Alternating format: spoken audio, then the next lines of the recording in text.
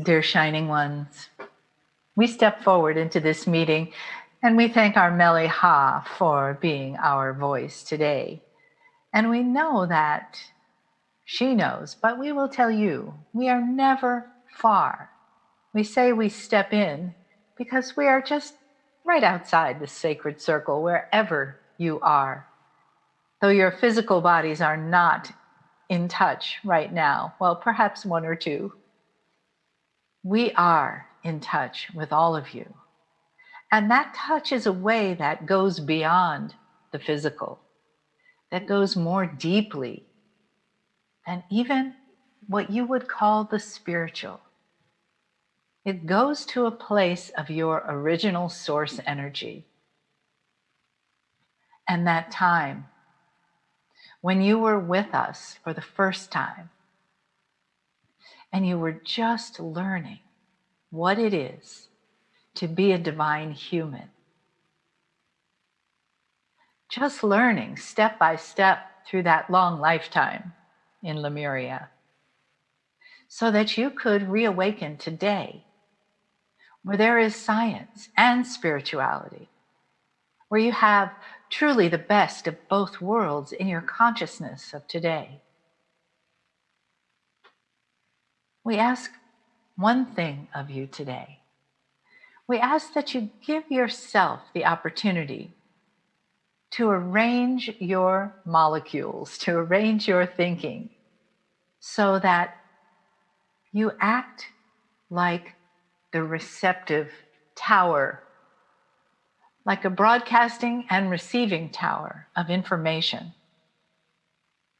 So that when you hear the truth and it resonates with you, you say yes. And you not just hear it, but something inside of you changes and says yes to living that truth. That is why you are here, no other reason. To come back. Why come back? Why come to this planet? Why come now? We tell you, our beloved Shining Ones, you come as healers, as teachers, as the priestesses, as the scientists. You come as those who change the field of the planet. Yes, you change the magnetic field, of course, but you change the consciousness field. Each time one of you has a light go off inside, it's a ripple into the world. And those lights blinking, coming on, seeing each other,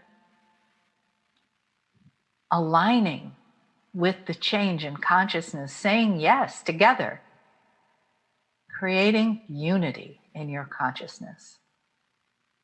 That is why you came, and no other reason. So here you are, beautiful stars, children of ours. Here you are, stepping up, saying yes, finding what resonates with you to your awakening. And we celebrate this, we celebrate this. Take a breath with us. Celebrate the ascension of humanity with us. And please always remember, we are never far from you. So now we step back from this meeting. We don't step far. And we ask only that you remember who you are, why you're here, and the sacred information that's available to you now. We step back and we ask that Kryon come in with his message of honor and love. Greetings, dear ones. I'm Kryon of Magnetic Service. Again, I will tell you, there is no secret what is happening here on this planet. It is not hidden from spirit. We are not on the other side of a veil, celebrating with other angels in a land that you don't understand. The earth, humanity, and consciousness is allied with that which is on the other side of the veil, that which is creation itself. You have no idea of the alliance that your life force even has with others in this galaxy.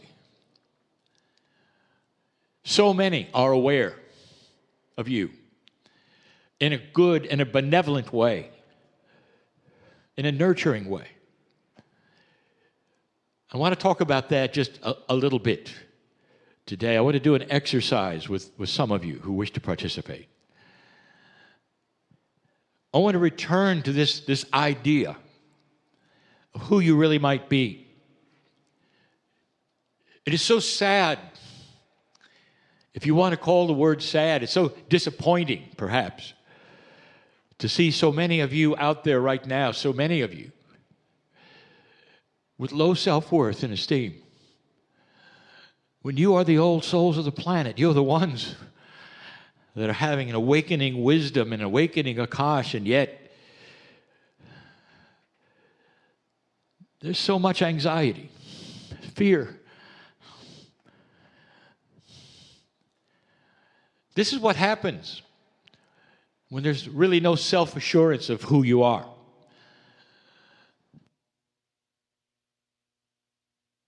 Let me again make the discussion clear of who you are. You didn't arrive here as simply a biological being by accident from your parents. It's not who you are. Depending upon how far you want to wind back into the esoteric and divine history of your soul, depending on how far you want to go, let's just go a little ways at that wind of birth, when your gender was selected by you, and your parents were selected by you, and your society was selected by you. Did you know that? Did you know that souls often have an agreement for centuries together, that they'll reincarnate with one another in certain societies and certain languages and over to learn all the lessons from one another? Did you know that? So everyone gets a chance to be the other one. Did you know that? Intertwined in this is a word called karma, which long ago was an energy of learning. And in this new energy, when I came in, I told you one of the attributes of an evolved soul is that you don't have to have it anymore. You learned enough, and now you're on a different program, so drop the karma. And that's for all of those of you who are sitting right now thinking, well, that's who I am, and that's the karma, and that's what happened, and that's what I was taught. Nonsense.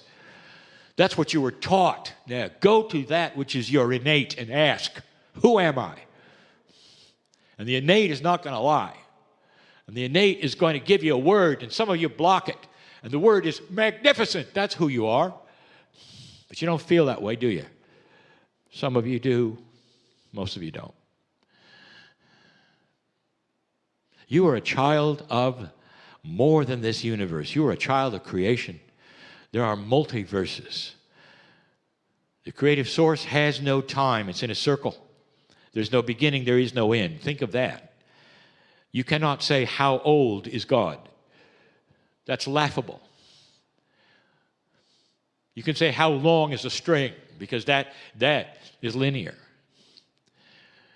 But when it comes to these things that are multidimensional and ununderstandable and spiritual and the part of you which is so magnificent, it goes beyond anything you can figure out. Don't try to figure it out. That's a block. Did you know that? There are so many intellectual human beings who want to be spiritual, but they cannot get past the block of figuring it out. They say, well, I want to believe, but give me the way it works. And we cannot, because it would not be understandable believe it or not, intellectual, there is a ceiling to your thinking and your logic and your understanding. Believe it or not, there is. As evolution, as was discussed by my partner, starts to change because you are changing it, that ceiling starts to rise. And that ceiling being what you're able to comprehend, understand. That's when the inventions are starting to come as well. You're so much more than you think.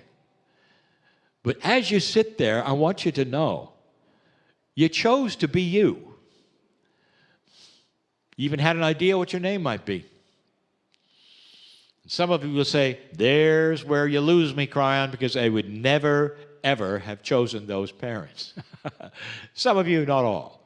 I would never have chosen this family. You know, Kryon, if you're really savvy, you will know that that family does not want to be part of me today.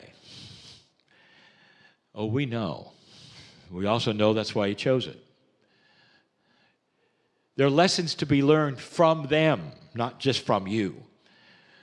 That you would go into that family who would never believe what you believe and plant a seed. And they would see who you are and what you do. And although they might reject you today, that then sticks in their akash, dear ones. Did you know you plant seeds? Did you know old souls plant seeds? You may have friends who have said goodbye or rejected you. You may have such rejection of family. Some of you do, some of you don't, but those of you know who you're the black sheep in that family. And I'll tell you that all growing up, until the time that you decided to leave, you were planting seeds of compassion and kindness and akash. And whether it wakes in them today or next time is not your thinking. It's not for you to know.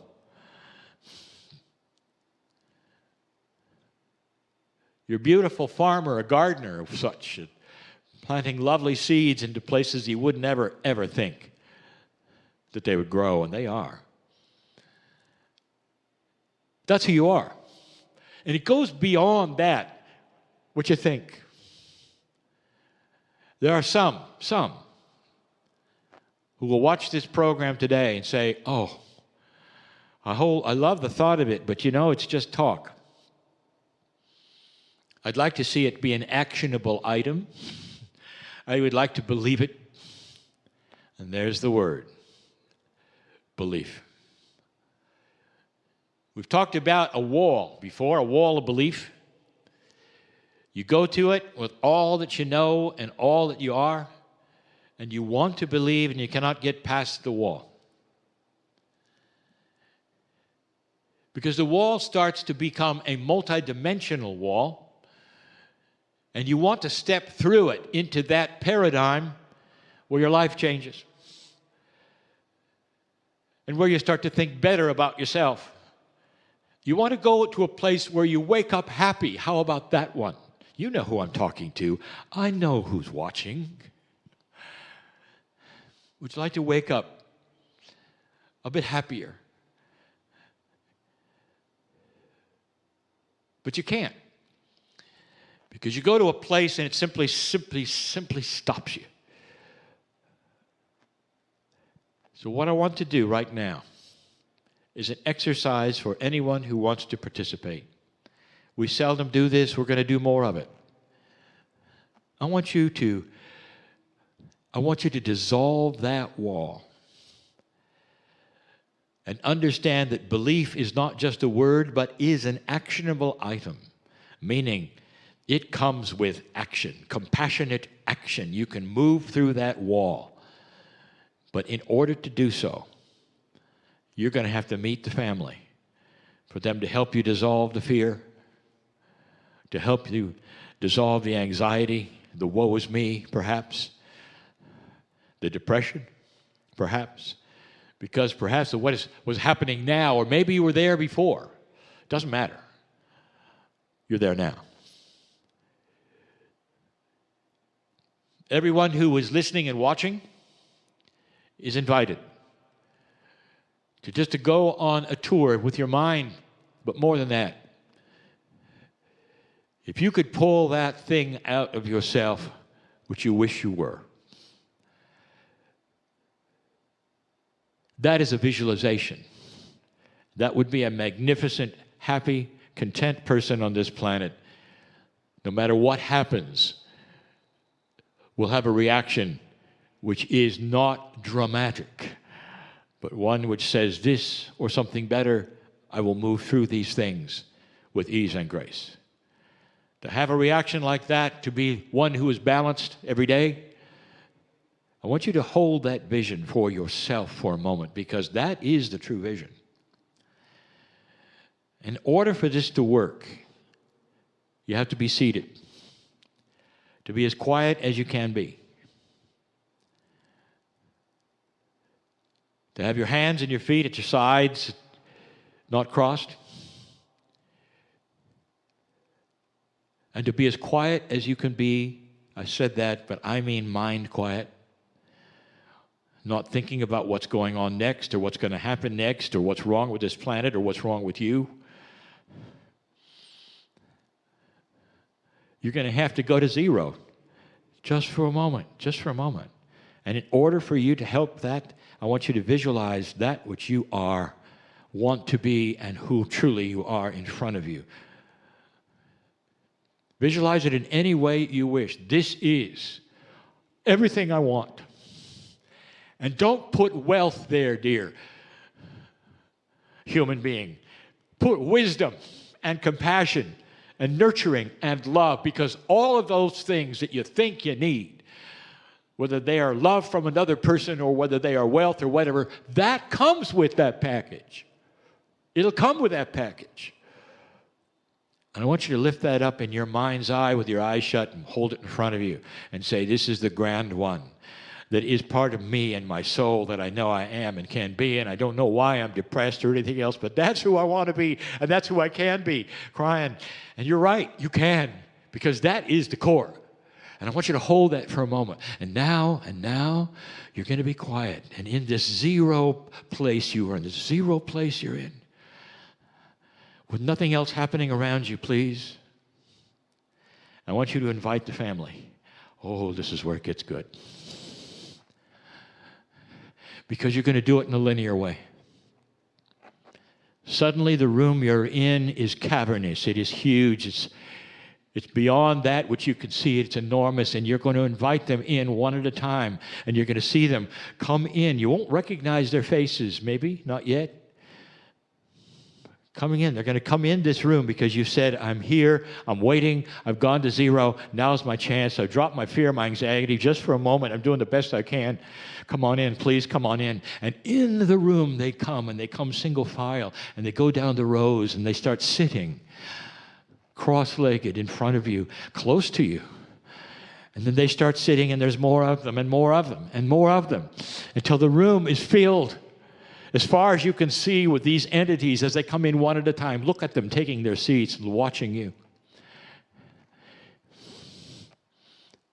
Now, each one of them is going to do something, row by row. They're going to light a candle. I want you to pay attention to this. They're going to light a candle. And the candle has your name on it. The candle has your name on it. Light this one, row by row by row, because every one of those knows you. And they're looking at the candle because it's you, and your name goes here on their lap. There is an entourage who knows you and loves you and supports you. And here's the good part. When we're done with this meditation, we're going to the break, that room still exists if you want it to. If you want it to. If you wanted to. Kryon, I've tried for so long to get beyond some of these things and some of these fears. You are beyond them right now. Remember this point in time. There's an axiom that says that once you go to a certain enlightened, elevated place, you cannot go backwards. You can pretend to go backwards. And if you do, you're in denial. But once you're there, you know what it's like, and you're there. You'll feel it. You'll begin to be a little more cheerful, a little less anxious, and day by day you'll realize they're still sitting there. They still have my name in their candle, and the candle never goes out. Dear ones, on your last breath, I promise you, on your last breath, I promise you, you'll meet them all, and they'll still have the candle. That's how it works. That's how it works. There's great compassion and great love for you, dear one. We're not going to end the meditation. You are, whenever you want. More than a meditation, there is a reality there that you can capture and have and be and take you right out of the place where you were for the rest of your life. I wouldn't say these things unless they were true. I'm crying in love with humanity, in love with you. And so it is.